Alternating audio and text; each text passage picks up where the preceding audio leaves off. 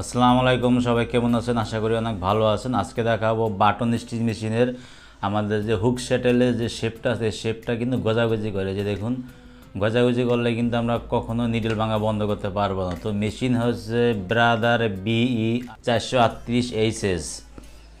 তো আমি আবার দেখাচ্ছি। এই যে দেখুন, আমাদের কেরিয়ারটা কিন্তু গজতেছে। এখন এই গজাগজিটা বন্ধ করতে হবে। তো গজাগজিটা বন্ধ করার জন্য এই যে আমাদের সামনে যে টাঙ্কিটা দেখতে পাচ্ছেন, এই টাঙ্কিটা কিন্তু আমাদের খুলে নিতে হবে, অয়েল টাঙ্কি।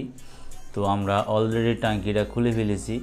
এখন আমি আপনাদের দেখাবো কোন জায়গা থেকে গজতেছে। এই যে দেখুন, মেন শেপ গজতেছে, অর্থাৎ এই গজাগজিটা আমাদেরকে বন্ধ করতে হবে। তো গজাগজিটা বন্ধ করার জন্য এই যে এখানে দেখতে পাচ্ছেন একটা পাত্তি, এই পাত্তিটা খুললেই ভিতরে আমরা একটা পিনিয়াম পেয়ে যাব।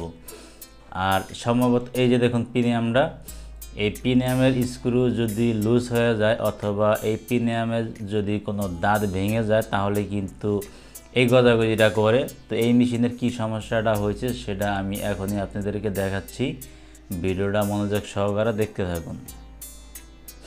তো আগে আমি এই বুশটা একটু খুলে নিই, খুলে নিয়ে তারপর দেখতেছি আসলে সমস্যাটা কোথায় হয়েছে।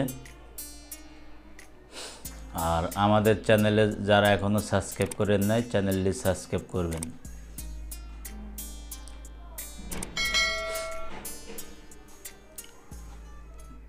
তো বন্ধুরা, এই মেশিনটিতে আমরা যে সমস্যাটা পেয়েছি সেই সমস্যাটা হচ্ছে, প্রথমত এই যে পিনিয়ামটা দেখতে পাচ্ছেন, এই পিনিয়ামের একটা স্ক্রু লুজ হয়ে গেছে, এমনকি আরেকটা স্ক্রু মানে খুলে পড়ে গেছে।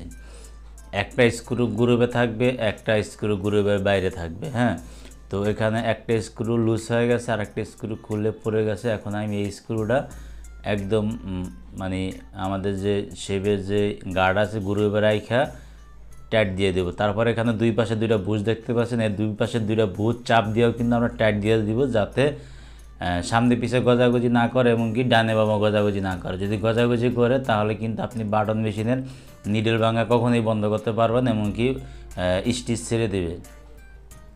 বাটন হোক আর বারটেক হোক, দুইটা কিন্তু একই প্রসেস। তো এখন আমি যে বুশের স্ক্রুগুলো টাইট করে দিচ্ছি।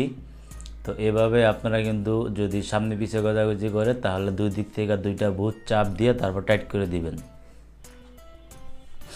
আর এই যে মাঝখানে যে পিনিয়ামটা আছে, পিনিয়ামটা চেক করবেন, পিনিয়ামটা গজাগজি করে কিনা। কখনো কখনো কিন্তু এই দাঁতগুলো ভেঙে যায়, আবার স্ক্রু লুজ হয়ে যায়, স্ক্রু পড়ে যায়।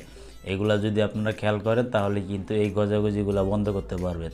তো আগে কিন্তু এই যে শেপটা কিন্তু গজতে হয়, কেরিয়ারের যে শেপটা আছে এই শেপটা গজতো, এখন কিন্তু গজাগজি টোটালি বন্ধ।